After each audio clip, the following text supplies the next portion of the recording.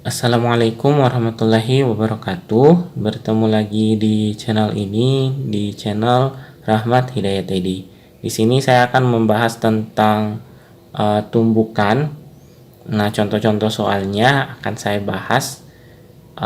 Dimulai dari soal yang pertama. Bola A yang bermassa 0,4 kg bergerak dengan kecepatan 5 meter per sekon dan menumbuk bola B yang massanya 0,2 kg yang bergerak dengan kecepatan 2 meter per sekon dalam arah yang sama dengan arah kecepatan bola A. Setelah terjadi tumbukan, bola A bergerak dengan kecepatan 3 meter per sekon dan bola B bergerak dengan kecepatan 6 meter per sekon dengan arah yang sama dengan arah kedua bola semula. Nah, jadi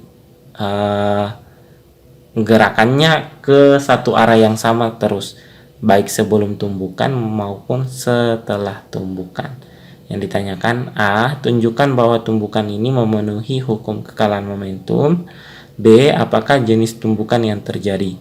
Jadi kita tinggal menentukan apakah hukum kekalahan momentum itu berlaku dalam tumbukan ini, atau yang berikutnya bagaimana dengan jenis tumbukan yang terjadi.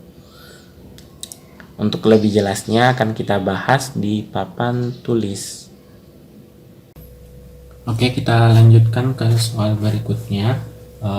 Sebenarnya soal ini sudah pernah saya bahas di video sebelumnya, karena mungkin saya kurang teliti dalam pembacaan soalnya sehingga hasil jawabannya itu tidak sesuai dengan yang diinginkan oleh soal yang sebenarnya.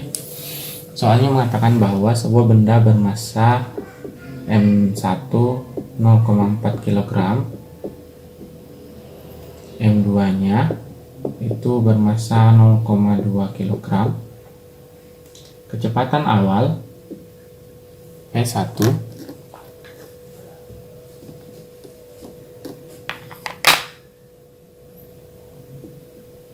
itu sama dengan 5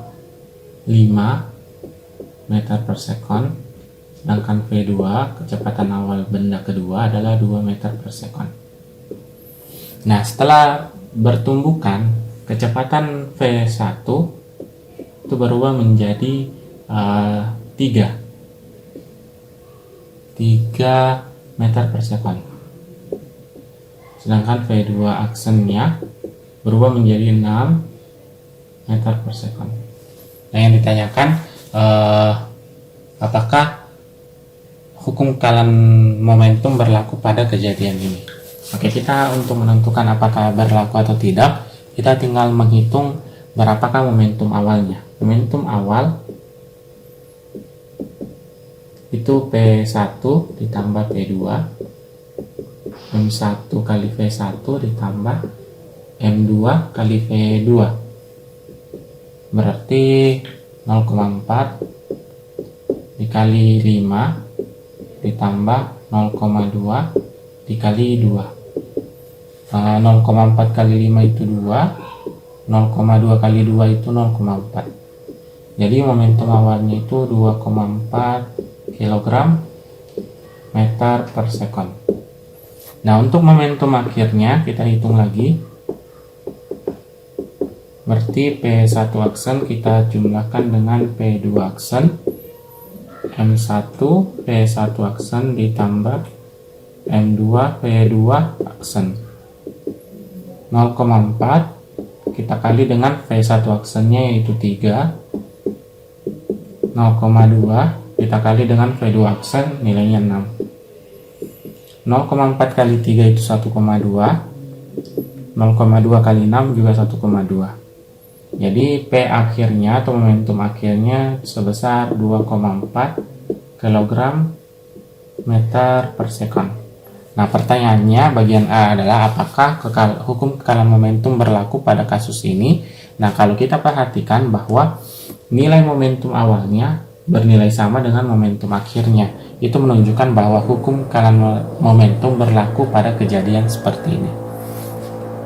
Nah, pertanyaan berikutnya, apakah jenis tumbukan dari kejadian ini?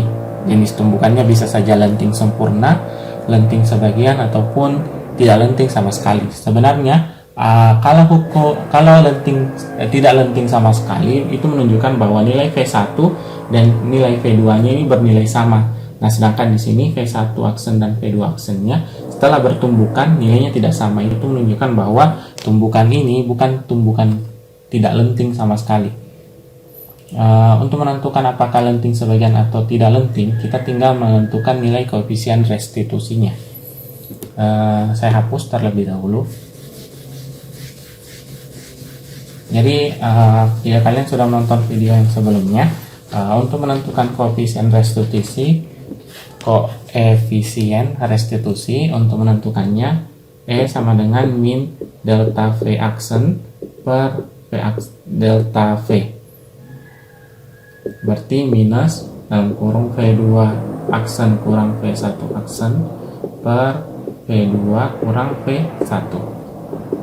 Karena arah dari ketiap gerakannya ini untuk tiap benda M1 dan M2 itu bernilai sama, maka kita tinggal menghitungnya saja langsung tanpa harus mengubah tandanya. Berarti minus V2 aksen adalah 6 dikurang 3 per V2 5 dikurang 2 minus, ini minus ya minus sorry, ini terbalik ya, ini harusnya 2 kurang 5 kan, V2 nya kan 2, V1 nya yang 5, ini 5, ini 2. Oke, berarti ini minus 3 per, ini saya salah hitung atau enggak sih ya, minus 3 per 3.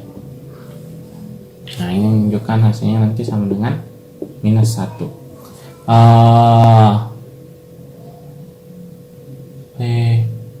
V2, oh iya, V2 kurang V1, V2 nya sini 2 ya. Ini kenapa saya salah tulis ulang nih, sini yang 5. Ini cukup aneh karena seharusnya koefisien restitusi itu bergerak dari angka 0 sampai 1, tidak mungkin ada di minus nih, makanya cukup aneh.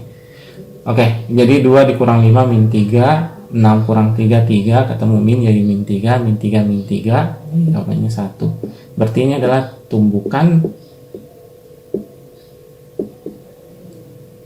lenting